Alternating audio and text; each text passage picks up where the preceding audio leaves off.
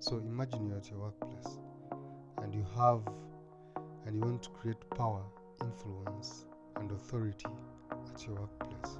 So let's hop into this.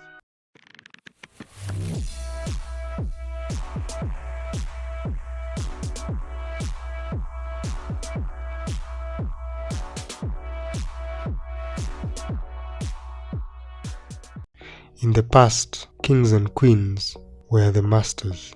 They commanded power and respect. The clergy and the nobles were courtiers. In today's era, CEOs, CFOs, in short, employers are the masters. The employees are the courtiers.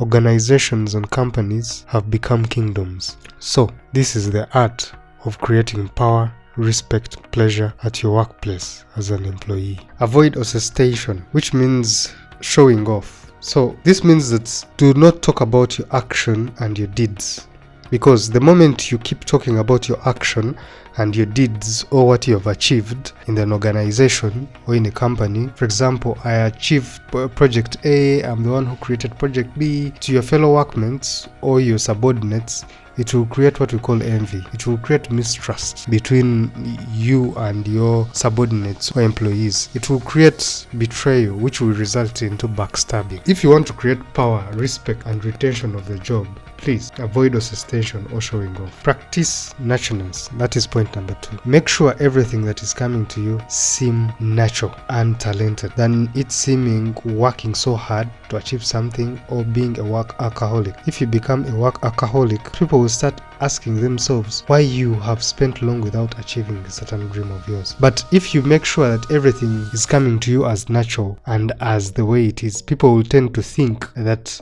you are being genuine in what you do. You're being talented, and if you and if people see you as talented, that will create a myth about you. It will create respect, it will create power over them. So you should practice the naturalness. Be frugal with your flattery. This means that you should flatter your boss, but too much of flattery, it loses value. So too much of anything actually makes something to lose value.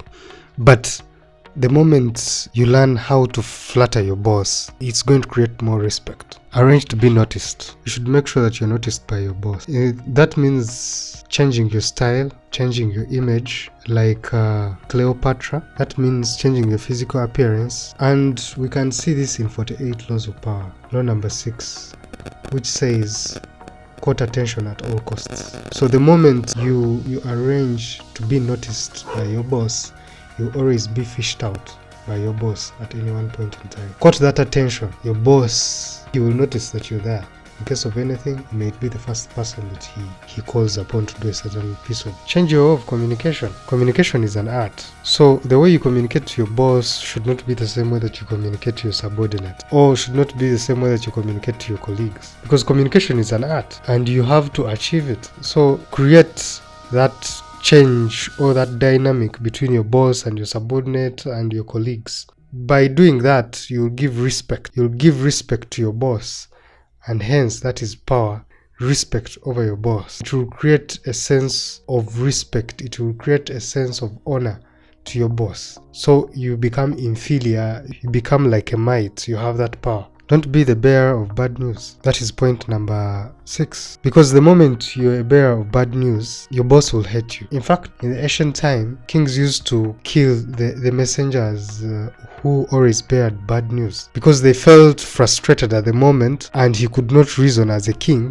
so he ends up killing him or stabbing him. So don't be the bearer of bad news. Always find a way for your colleague to communicate that kind of information, because the moment you go in front of your boss and communicate bad news, he will see you as evil. His brain will be blocked, so he cannot reason further, so he will see you as evil. So always find a way of someone to communicate that bad news to your boss. Point number 7, never affect friend line and intimacy with your boss. Communicate to your boss as a subordinate. You have to become a subordinate to your boss.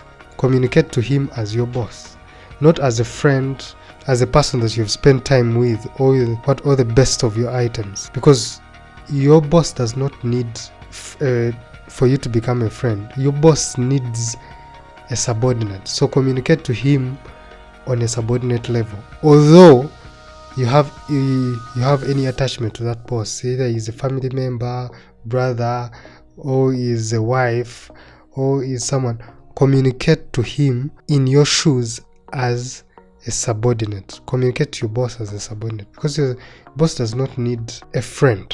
Never criticize those above you directly, because the moment you criticize them directly, it will create a sense of disrespect. In fact, you're supposed to communicate to them indirectly. In case you have an argument, in case you have an advice or a critic, so criticize them indirectly. The use of politeness as a possibility to capture his attention. So never treat your boss or your master as an equal, because the moment you treat him as an equal, it means that what he's doing, it does not make sense. Although you're better talented than him, although you're brilliant than him, seem foolish, seem unbrilliant, make him to be the most brilliant person into the room. That will create power over you. As law number 1 says, 48 laws of power, never outshine your master. So make your master to be the owner of everything. So the last point, don't overstep your boundaries. Do what you are assigned to do at the best of your abilities, and never do more. To think that by doing more you are doing better is a common mistake. It is never good to seem to be trying so hard. That shows that you are covering up something. The notification button, please stay put for the next video.